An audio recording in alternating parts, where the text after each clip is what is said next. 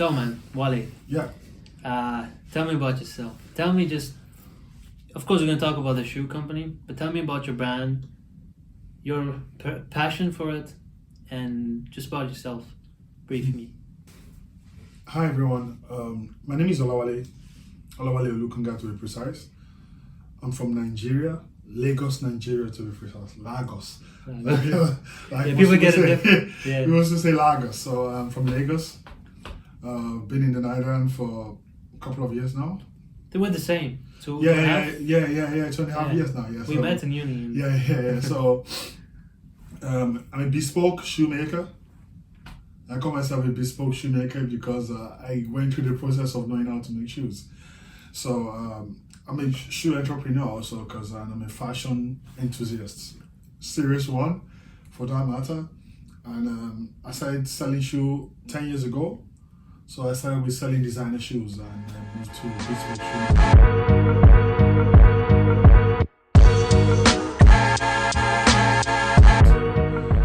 I call them bespoke I call them bespoke shoes because these shoes are tailor-made to customers' needs. So a client comes to us and say, "Hi, the Olawale brand. I need this shoe with a bow tie in purple, the old shoe in black, the sole in orange." You know, it's tailor-made to a client's needs. Oh, so customized like to the detail. Yeah, we customize to the detail. So yeah, I started that some years back, and so far so good. It's been an interesting journey. Still learning, still transiting, but it's been an interesting journey so far. Absolutely, but you mentioned 10 years ago, and now that you're 30s, 30, 31, 32. 32, yeah, to be precise. So, starting at 22, 10 years ago, in your early teens, like a completely new startup, how did you get into it? What pushed you into it? Was something like a natural thing that you had the knack for it? Or what brought you into it, into this world of... I think it was more of like, I would always say it was my cousin. It was the one that just pushed me. Because he had a love for shoe, I had a love for shoes, so we became close because of shoes. And any opportunity we have to step out of the house to go and buy a new pair of shoes, we just go out to get a new pair of shoes just for the fun of it. I can see you got a bunch of at least 50 shoes here, man. So I understand. Yeah, we just go out to get any pair of shoes we see opportunities to go and get, and it started from there. Then I noticed I could tell people what sort of shoes to wear on some clothes. So I'm I'll tell you, yeah, that clothes, wear this shoe, wear that shoe. So it started from that. Then I started selling designer shoes. So you were instinctively like a personal fashion coach. Yes. You know, for people. Fashion coach, not yet a coach, but more fashion person. Yeah, but yeah, sort of. So I kind of like tell people what to wear, how to wear it, and what shoes we go, or what clothes we also go on a particular pair of shoes. So it started with that. Then I became a personal shopper for people back home. So virtually, when anybody wants to buy anything, they just give me a call. Wale, I want to buy this shoe. For this event. And you just know what to buy for them. Yeah, I just know what to get you. So it started from that, then everything just went all up as regards what I can help people do in terms of shoes. Then I started with designer shoes. Then 4 years into selling designer shoes, I moved to bespoke shoes. And so far so good. Yeah, I think it was a good move. Because I'm reaping the fruits. I would say I'm reaping the fruits of my hard-earned labor. I'm reaping the fruit of my labor. But then it was just a good transition for me. And you mentioned that from your artistic, because in early comments you said there's an artistic touch to it. Yeah. That you want to. I think I read in your LinkedIn or somewhere that you try to express art through shoes. Yeah. Can you touch a bit about that? Yeah. So. As a creative, personally, I'm of the opinion that I can tell you how I feel. People can tell you how they feel in different ways. I can tell you how I feel from the shoes I make, from the shoes I design. So every shoe that the brand designs has a particular message. There's a reason why the shoe was made in that particular way. Yeah, there's actually a meaning to it, and that's why every shoe has a name. Every shoe has a name, a native name. Yeah, I never thought of it that way. Yeah. Every shoe has a native name. So it's not just you're buying a pair of sneakers. No, you're buying a pair of Oga, you're buying a pair of Modupe, you're buying a pair of Anike. So these are native Nigerian Yoruba names. Okay. So these shoes have these names for a particular reason. So is mostly the state of which I am at that particular point in life. I just express that with shoes. I think I've mentioned my interest to you in your Revify. Yeah. You have one of your Yeah, shoes. yeah, Revify, yeah. I never understood the name, but I really have a sort of attachment to that shoe of yours. Yeah. Tell me the meaning behind Revify. What does it So express? it's more of like the business was doing very well in Nigeria, and I decided to close shop or stop the business to move to the Netherlands. Yeah. There's also a reason for moving to the Netherlands. We're going to touch on that later. So moving to the Netherlands and kickstarting the business again, kickstarting business all over again.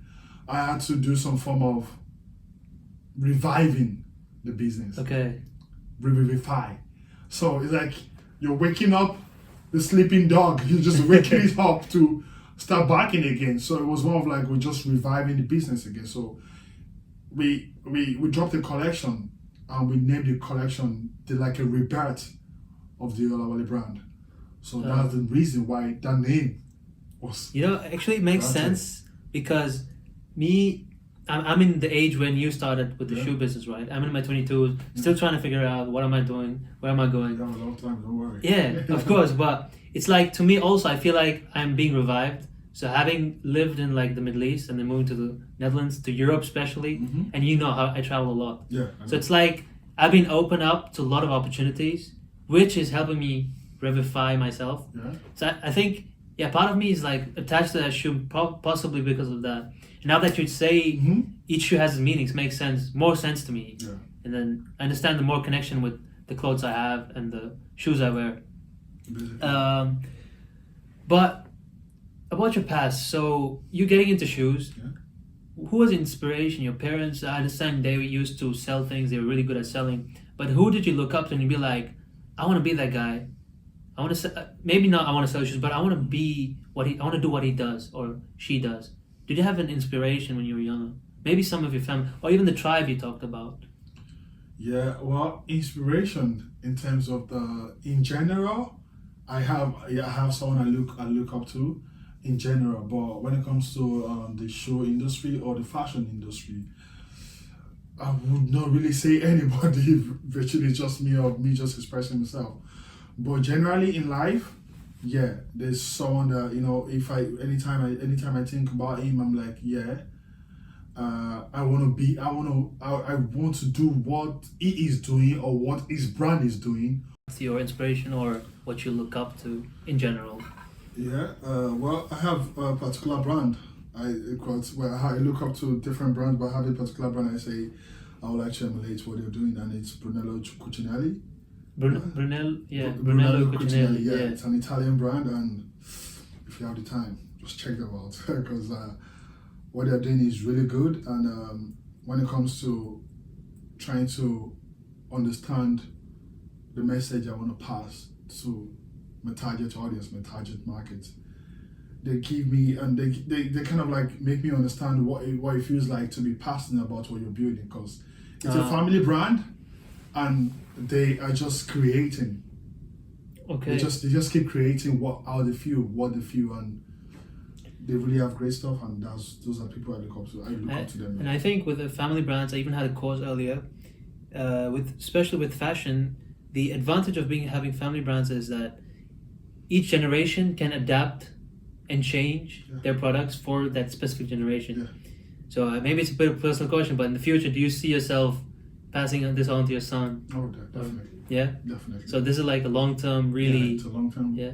It's a long-term premium business brand. Yeah. Yeah, of course. I mean, if I go to the Instagram and you just go the Olawale brand on Instagram, you get like really premium vibes. The color palette is very orange and brown. Yeah. And I see that because I'm into cinema and I see this color combination in different videos. Thank you. Yeah, and it's creative and it's like personal expression, and I have a lot of respect for that.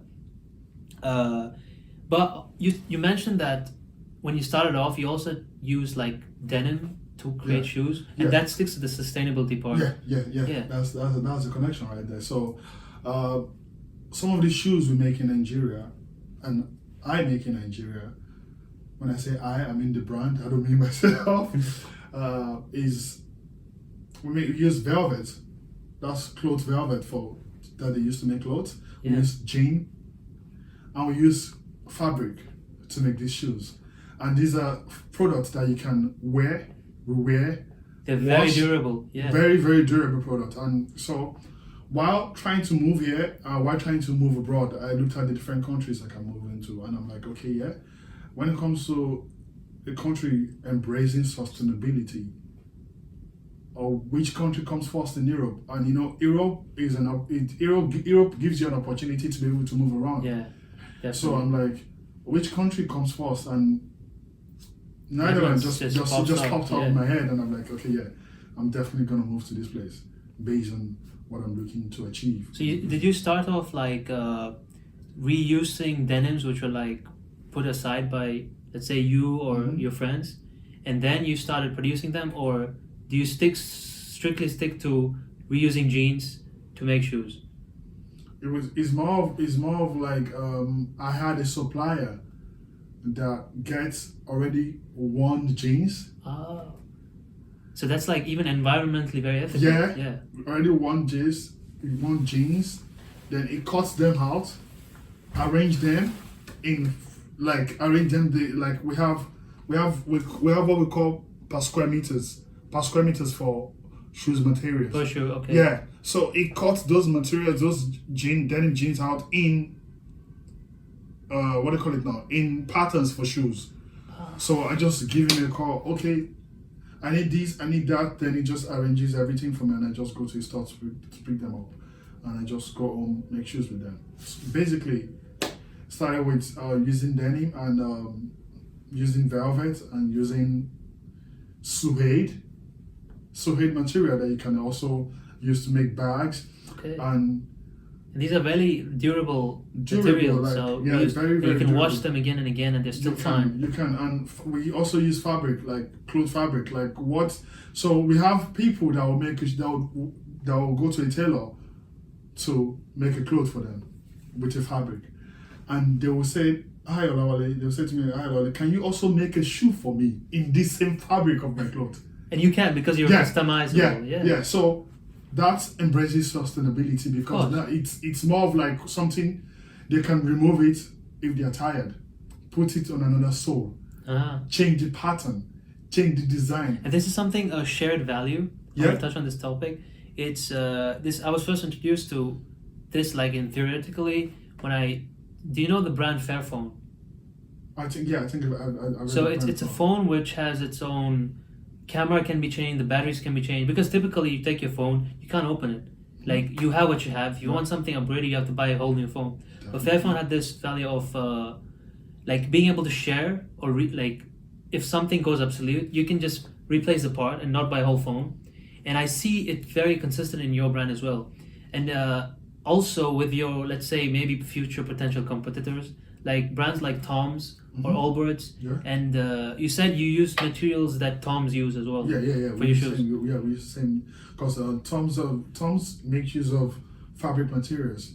So Tom makes use of denim in different color. I think like denim in different color, and they make use of it in blue, yellow, brown, in white, almost in every colors. So we also make use of that particular fabric to also make shoes. Yeah. So yeah, basically that's how it is. But what was the transition phase like? Now I understand you still produce your shoes back in Nigeria. Yeah. But transiting to Netherlands and the supply chain, there's more complications. Like, how was the transition like? Was it a big step, or is it like, okay, yeah, I'm prepared for it? I still have the sustainability going on. Yeah, it was a big step because this is a different market.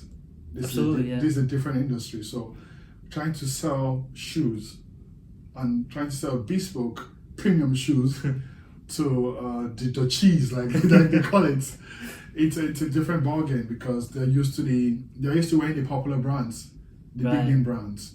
They're used to wearing that, and trying to tell them that they can also get sustainable quality product with a cheaper with a cheaper price tag on it, it gives them the vibe of how certain am I that this is good enough. So coming here, I had to do like a market survey.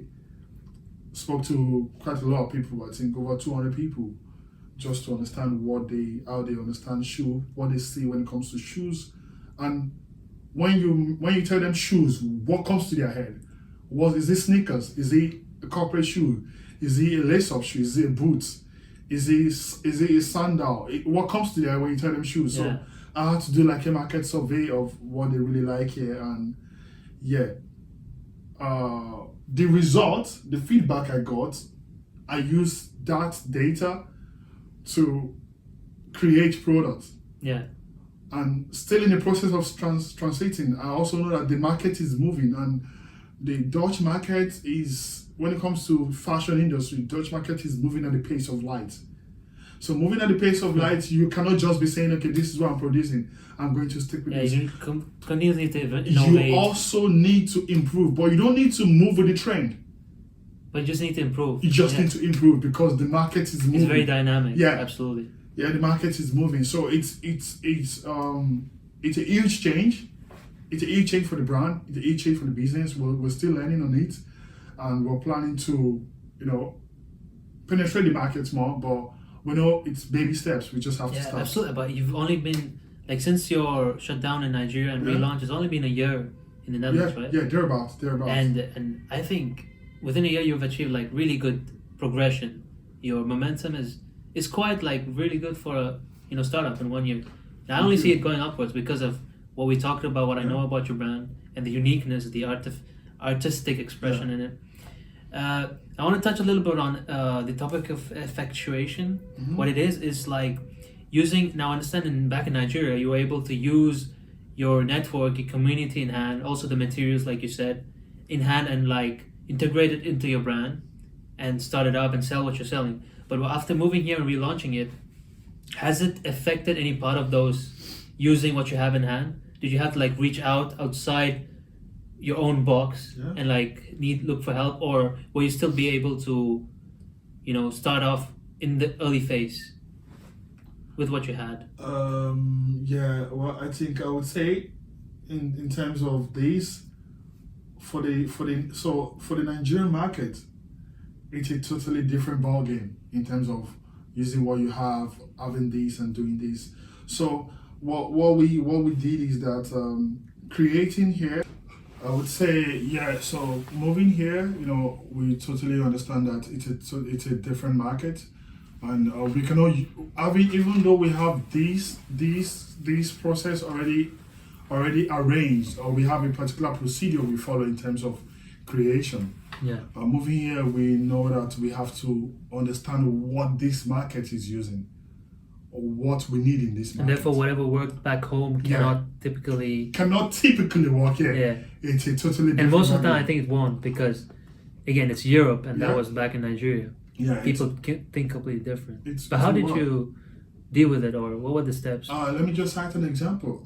Back home, you can have a website here back home, but it's not really the means for you to sell products.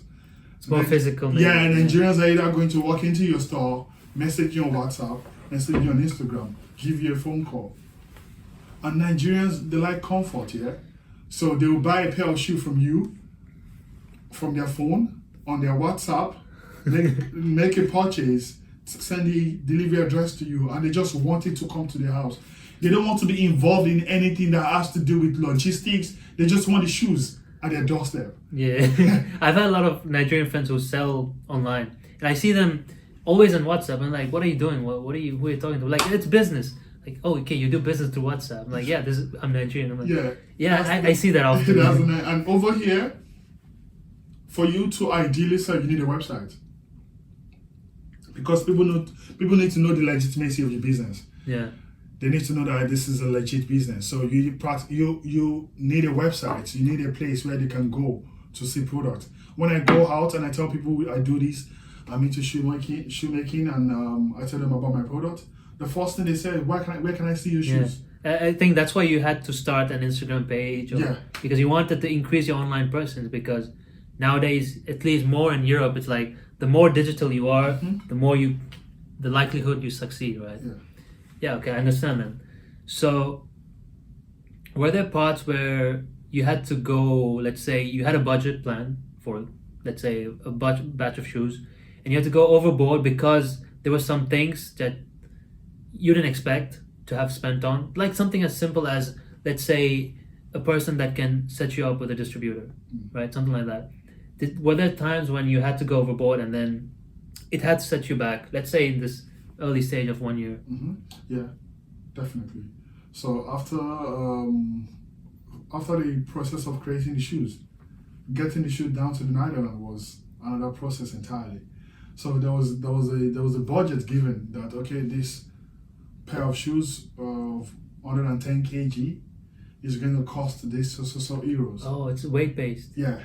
So then on getting to the DHL office or getting to the logistics office, and we're about to send the shoes, we were informed that because of some of custom this, custom that, we had to pay extra. So we virtually had to raise, I think, 700 euros extra. Wow. Just for the logistics, yeah. So the budget for the logistics, let's say, was 1,200. We had to raise almost close to 2K. Yeah, just to get the shoes down here, and it wasn't expected at all. So in terms of spending going out of budgets, that happened quite a lot. Absolutely, but again, like you said, it's a learning process. You're still in the early stage, and you've got a long way to go, of course. And yeah, we all start somewhere, right? Definitely. But what would you say? Now, I understand, of course, the artistic part is very unique, but how would you, let's say, if you were to differentiate your brand from other premium shoe products, how would you sell your brand? Like, let's say, okay, they do this, but I do this. Yeah. What is something that you can say, this is what I do? How would you differentiate yourself? I would just that this would be like my unique selling point. What makes me different makes me different from other brand? So what makes the Olawale brand different from other brand is that wearing a shoe, it's a lifestyle. Mm-hmm. So you're not just buying a pair of, I don't want to mention brand name, you're not just buying a pair of shoe from this brand and I just have a shoe. No, it's a lifestyle that you have to embed yourself in. Like this, wearing this shoe from this brand is creating a lifestyle for myself. So you're not just buying a pair of shoe, you're buying a pair of shoe that has a story to it. Yeah. That has a meaning to it. Like we touched with the regular guy for me personally. Yeah. So can you see how the name of a shoe is connecting to your own personal lifestyle? Yeah, absolutely. Yeah. So there's a reason for you wearing the shoes. You're wearing these shoes and it's creating a story in your head. There's a reason why I'm wearing this shoe. There's a reason why this shoe resonates with me. So we're not creating shoes for you to just wear a pair of shoes. We're creating a lifestyle through shoes. Of course. Basically. What is a shoe brand that's from your personal collection that resonates really deeply with you? Something that is close to your heart? I would say one of these shoes. We named one of the shoes Julia. Julia. Yeah. Well, Dutch people call it Julia, but yeah, Julia. It's Julia. as an English person, it's Julia. So the reason why it resonates with me is because during the process of creating the shoes, we had issues. We had issues with the back design. in Nigeria. This was. Yeah. We had issues with the design, and I was like, okay. Yeah, how are we going to do this? How are we going to be able to fix this? There was too much errors in terms of this, in terms of that. And I said to myself, how can we fix this up? And I was with a Dutch friend that kept on, the way they say the J word. So he kept on saying young. And so he kept on saying the J word and I was on the phone. So the other person at the end was trying to, I know when this doesn't have anything to do with the conversation we're having, but the person talking underneath what he's trying to say. He's trying to use the J word. Is how they speak there. I said yes. Well, they don't. J is not just J here. Yeah, it's John is not John. He's John. J. Yeah. It's Julia. It's Joyd. It's different. So it's not Joanna, it's Joanna. Yeah. Yeah, so I said, oh wow. I said, well, this is off topic, but I think you're going to name these shoes, Julia. So it was just a personal, it was an off topic conversation that came into the conversation I was having with the producers, and I just went with it. So it resonates deeply with me because of how easy it was. You know, it was just a story that doesn't have anything to do with the show. That just created a name for the show.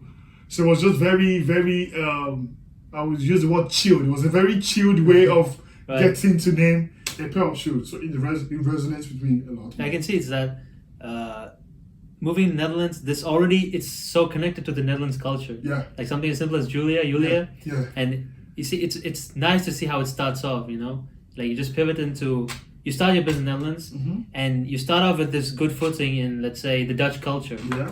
And also it's a good story when you're, let's say, pitching it to Dutch people or Dutch customers, and they say, okay, tell me about how would this help me express myself. And you could, even if you bring up the story, it would be like, oh wow, that's really cute, you know, it's so authentic.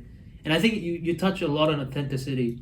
I think that's the base for the brand. That's the base for the business. Yeah. So basically, that's what we're going to be sitting on for the next couple of years, because we have to be authentic to sell the product. But maybe because I was looking for myself, I saw a lot of male branded shoes for men. Yeah. But do you have like a equal distribution for men and women, or do you focus largely on one set of population? I would say for now we focus largely on male shoes, and that's due to how we started, and also in this market we have some female shoes, and we also notice that most of the female shoes are not moving the way we want, and not because what we're producing is not good, just more of like the ladies are used to what they're buying, you know.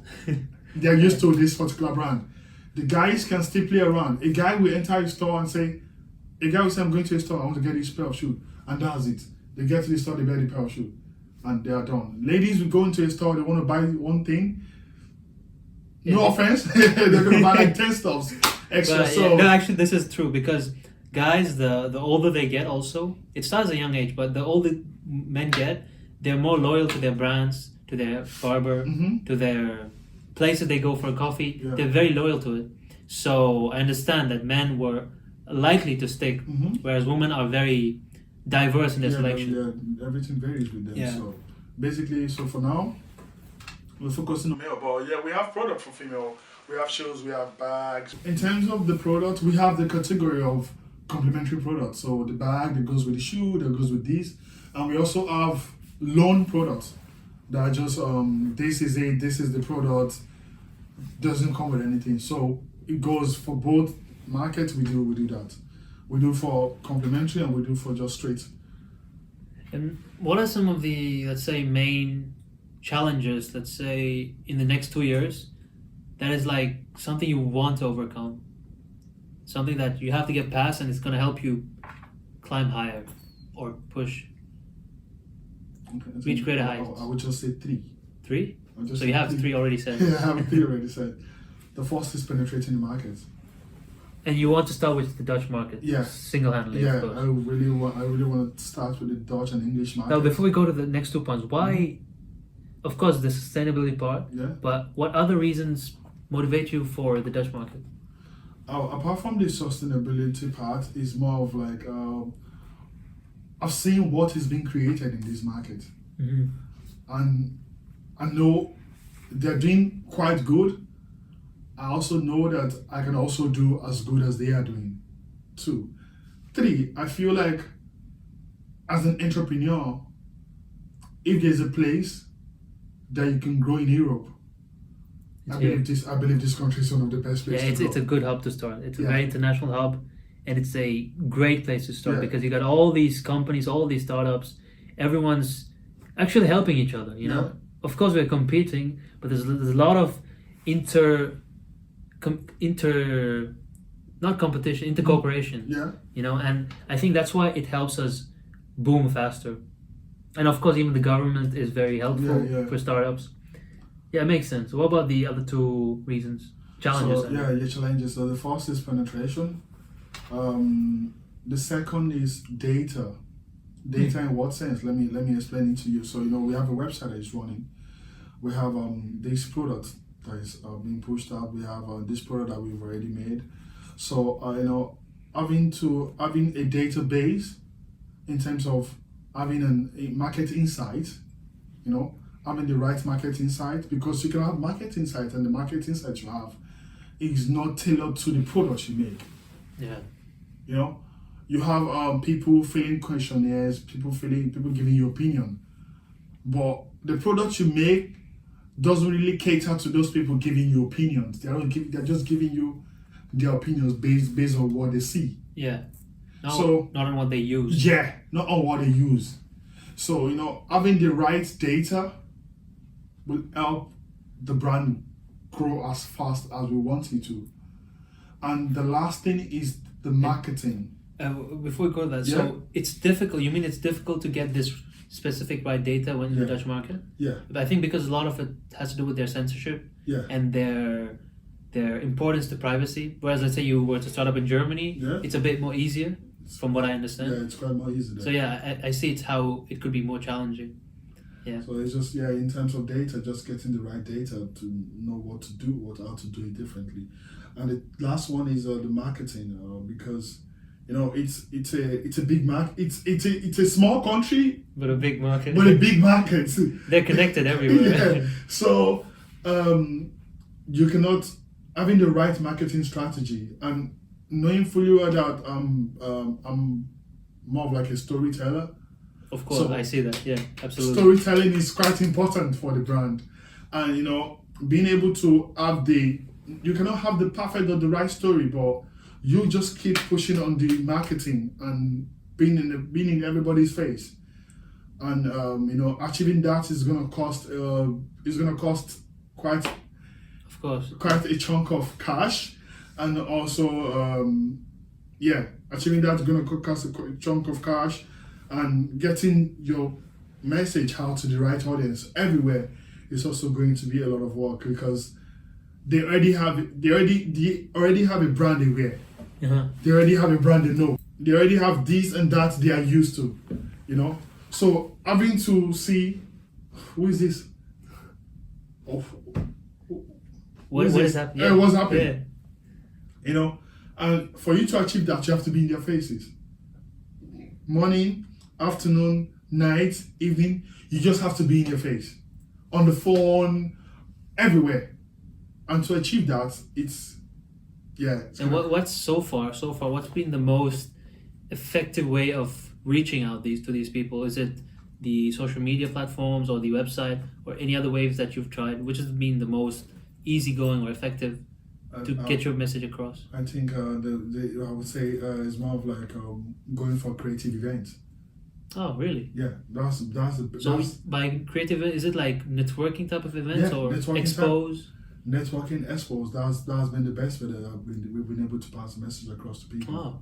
Yeah. And these people that you go and meet, they actually reach out to you afterwards and be like, I'm interested in your brand. Yeah, we're interested in the brand, interested in what you're trying to achieve, how you're trying to grow, what the message of this brand is. Yeah, it has been. Well, there's a Nigerian community here that really helping in terms of saying the name of the brand everywhere they go, and some of them having a pair of the shoes and wearing it, and people asking them, where do you get this brand? But for me personally, apart from the Nigerian community, I have is more of like networking and going to events. Going to creative event has also helped to get the message across. We have people here and there that knows the brand, and these people that knows the brand are people that also knows the industry. So those people alone knowing the brand will also help the brand to grow, because when they say the name of the brand anywhere, and people are saying, who is that? When we have people that knows the brand in their midst, they'll be able to tell, I know the brand. Oh, it's a Nigerian brand. It's a Nigerian shoe brand. Yeah. So basically, I'm confident that within a few years, what you experienced back in Nigeria when they look at you, oh, that's Wale, that's shoes, then we should go for Wale. Yeah. I'm really confident that in a few years, given what you do and you're consistent at it, I see you having that same impact, that same paradigm shift happening here too. And also I would suggest that if you focus more on the sustainability and like pushing it out through sustain, because it is a core part of your values, right? So if you tell them it's not just about a premium brand, but it's also about we care for. It's not I want to express myself of what I'm feeling, what I'm doing, but also I want to express my care for this environment, for everyone around me. So I think that's a really good message to, of course, marketing, but also make it more personal, right? Okay. And I could give you the suggestion, like from what I think, what we talked so far. But have you so far been able to have collaborations with other parties, let's say, to push your marketing, or even people are like, oh no, I'm interested. Meet me when this happens, and we'll talk about it. Have you had these kind of scenarios? No, we have not had the opportunity. Not yet. Not yet. But it's coming. I guess. Yeah, of course. Yeah, of course. Based on your experience so far with your own brand, what improvements or adjustments you would like to suggest or make for your own brand that is something you're looking forward to? First is in terms of product we're trying to make. In terms of product, I believe that in as much as we want to embrace the trendy of what is happening in society, or try to also catch up with what's happening in society, I believe it's best not to forget the roots, the originality of the brand. Right. So connecting the originality with the trendy would really help the brand, so because I feel like due to the way we try to enter the market, we kind of like totally embrace the market, forgetting the roots of the brand. So I believe the best thing to do moving forward is to make sure that bridge this gap. The originality is constant. Then the trendy comes in, but the trendy doesn't cover the originality. Yeah, you still stick to your core values and principles. Blends with the originality. I believe that is really important for the brand moving forward. And I believe the storytelling can be more broadened. Like we can improve on the storytelling. I believe that we told our story, but we just made the story very short. But I believe there's more potential to it. There's more potential. Do you mean physical store in Europe or Nigeria or worldwide, or what do you mean precisely? I would say from your own perspective. So when I say scaling up, what comes to your mind? Scaling up, having a huge showroom in the center of Amsterdam where people can walk into next to Bijenkorf. Where people can walk into and pick up a pair of shoes straight up, or where people can walk into, look at a screen, do their own designs. Of course. Straight up, send it to us, and they come back in 14 days to pick up a pair of shoes designed by them. Absolutely, That's I think also unique selling. Yeah. I don't think any shoe brand does that. No shoe brand does that. Where you can just walk in. Keep going. Where you can just walk in, create a design on the tab straight. What you want. Of course, that would be very nice. Yeah, you put it on the tab. It's like creating your own Porsche. Yeah. But for shoes. Yeah. That's a premium market. Porsche is a premium market. Absolutely, I see that happening. Yeah, so that's what when you think of scale up, that's what we see. So that's what we see, and in terms of product, and in terms of how we want to reach the rest of the world. A store here in Amsterdam, a store definitely in Lagos, Nigeria, and a store in the US would just be perfect for the brand, because we're trying to, for the European market, we want Netherlands to be the base, to be the HQ for the European market. For the American market, we want the US, of course, to be the base. People in Canada can definitely get the shoes in the US. So you mentioned US, and this was like something I want to ask you. What comes after the Dutch market? Let's say you penetrate the Dutch market, you got them, you got them selling, you got them into your idea. Yeah. What comes after that? Where do you want to move? Is it the US because you mentioned it? Yeah, definitely the US, because conquering the Dutch market, we also influence the rest of Europe. So once you have the Dutch market in your pocket, you don't have the whole of Europe, but your name huge influence. Yeah, your name is in Sweden, your name is in Germany, your name is in Finland. Yeah. So definitely, and your name is in London automatically. So moving from there to the US would just be perfect, and because the US is also another place, it's a different world entirely. Absolutely, absolutely. It's a different fashion world entirely. So getting into the US and also penetrating that market will also give us an edge. But yeah, the Asian market is also growing at a very fast pace. The Japanese, the Koreans, the way they dress, the way they create shoes, the shoes they wear. A lot of Europeans take inspiration from Yeah, them. yeah. Also, penetrating the Asian market is a dream. Yeah, because like I said, the Europeans, a lot of Europeans take inspiration from them, the Koreans. Yeah.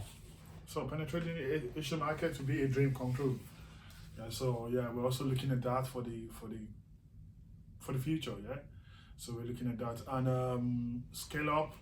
Yeah, we're starting with shoes, but we're not stopping at shoes at all. There's so many things that we've. Yeah, and it's good that your brand name is the Olawale brand, not the Olawale shoes. Yeah. So obviously. Yeah, so there's so many things we're going to be creating from and everything is going to be centered towards the originality of the brand, and it's going to be face caps. It's going to be art. Remove the face cap, because face cap, people don't understand what face cap means here. The cap you wear. That's called face cap. It's called face cap. Like the one I have a Fendi. Have you seen my Fendi cap?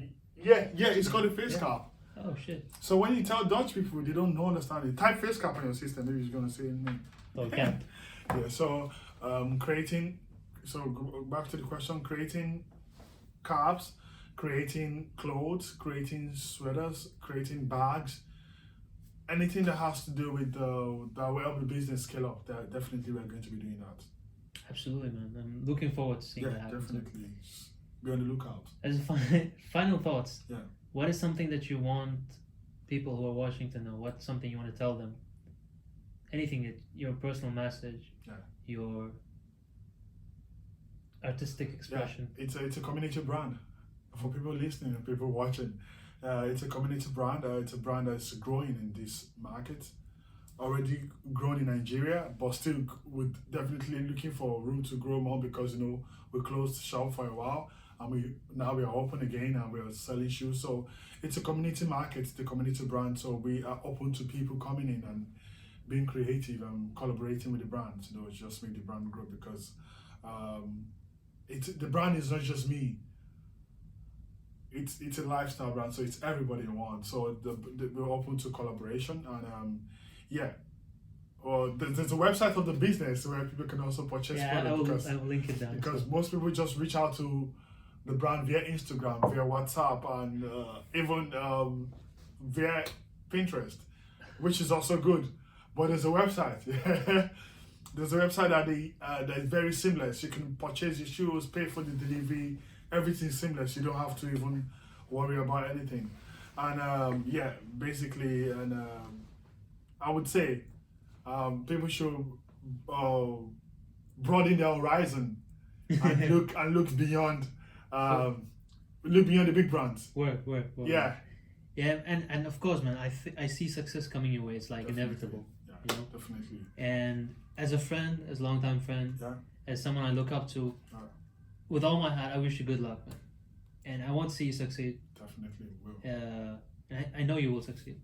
And thank you for this opportunity, for giving me this opportunity, for getting to know about your artistic side, I guess. Your personal life. It is mostly your personal life too. It's not just the brand. Yeah. So thank you for it's not being vulnerable, but thank you for letting me into that side of yours. Showing me around how you think, how you see the world. And I think the whole world needs to hear that too. It's worth of exploration. Let's see. There's so much time for the whole world to hear. So keep pushing. I'll keep pushing to make sure that the message is passed across. It's late and I'm sorry to keep you up. Yeah, come on, man. Thanks a lot. This was fun. So this is a pair of one of our shoes. This is another pair. So this is one of our products. This is another product. This is what we make. This is the shoe we started with. This is the Julia. This is the Julia. This is the Julia, so Julia. So yeah, this is it, and this is another product we just also just released, and yeah, hopefully the world is gonna embrace this and hopefully try to understand our message and get the message you're trying to pass across. So this is it. You can order it on the business page. You can order it on the website, and just let us know, and we're gonna ship it to any part of the world. If you're in Guatemala, it's gonna get there.